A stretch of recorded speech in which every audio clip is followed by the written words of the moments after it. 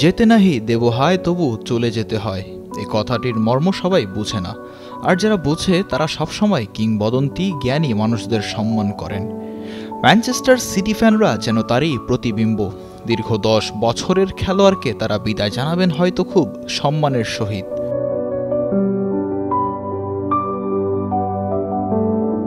Kevin De Bruyne Manchester সিটির অধিনায়ক। 2015 সালে সিটিজেনদের জার্সি গায়ে অভিষেক হয় ব্রুইনার।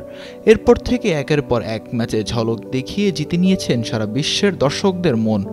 তার খেলা দেখে দর্শকরা এতই আপ্লুত হয়েছিল যে তাকে এই জেনারেশনের বা এই যুগের সেরা মিডফিল্ডার বলতে দ্বিধাবোধ করেননি। গত 5 জানুয়ারি ম্যান সিটির হয়ে 400তম ম্যাচ খেলেছেন এই ক্লাব লিজেন্ড। এই 400 ম্যাচে সিটিজেনদের হয়ে গোল করেছেন 96টি এবং গোল করিয়েছেন 130টি।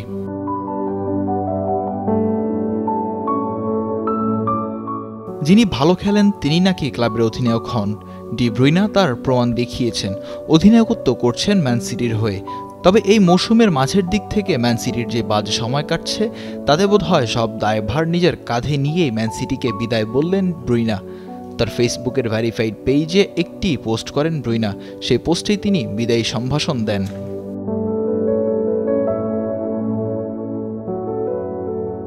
সেই পোস্টে ডি ব্রুইনা লিখেন, প্রিয় ম্যানচেস্টার, এটি দেখেই আপনি সম্ভবত বুঝতে পারছেন আমি কি বলতে চাচ্ছি, তাই আমি সরাসরি বলছি। আমি আপনাদের জানাতে চাই যে ম্যানচেস্টার সিটির খেলোয়াড় হিসেবে এটি আমার শেষ কয়েক মাস হতে চলছে। এটি লেখা মোটেও সহজ নয়, তবে একজন ফুটবল খেলোয়াড় হিসেবে আমরা সবাই জানি এই দিনটি একদিন আসবেই। সেই দিন এসে গেছে এবং প্রথমেই আপনাদেরই জানানো উচিত, ফুটবল আমাকে আপনাদের সবার কাছে নিয়ে এসেছে এই শহরে। আমার স্বপ্নকে তাড়া করতে গিয়ে ভাবতেই পারিনি যে এই সময় আমার জীবন বদলে দেবে। এই শহর, এই ক্লাব, এই মানুষগুলো আমাকে সব কিছু দিয়েছে। আমি শুধু আমার সব কিছু ফিরিয়ে দিতে বাধ্য ছিলাম। আর দেখুন, আমরা সব কিছু জিতেছি।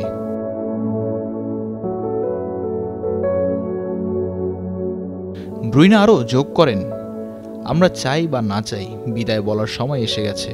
সুরি, রোম, মেসন, মিশেল এবং আমি চিরকৃতজ্ঞ এই জায়গাটি আমাদের পরিবারের জন্য যা করেছে তার জন্য। ম্যানচেস্টার চিরকাল আমাদের সন্তানদের পাসপোর্টে থাকবে এবং সবচেয়ে গুরুত্বপূর্ণ আমাদের হৃদয়ে। এটি চিরকাল আমাদের বাড়ি হয়ে থাকবে। আমরা এই শহর, ক্লাব, স্টাফ, সতীর্থ, বন্ধু এবং পরিবারের প্রতি অশেষ কৃতজ্ঞতা জানাই এই 10 বছরের যাত্রার জন্য।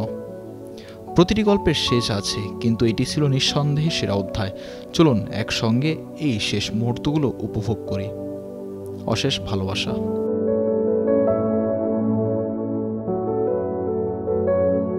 এই মৌসুমের শেষে ম্যান সিটির জার্সিকে নিজের আলমারিতে তুলে রাখবেন কেডিবি। এরপর আর কোনো ক্লাবে খেলবেন কিনা তা জানা যাবে পরবর্তী সময়ে। মিজানুর রাশিক, কালের কণ্ঠ স্পোর্টস।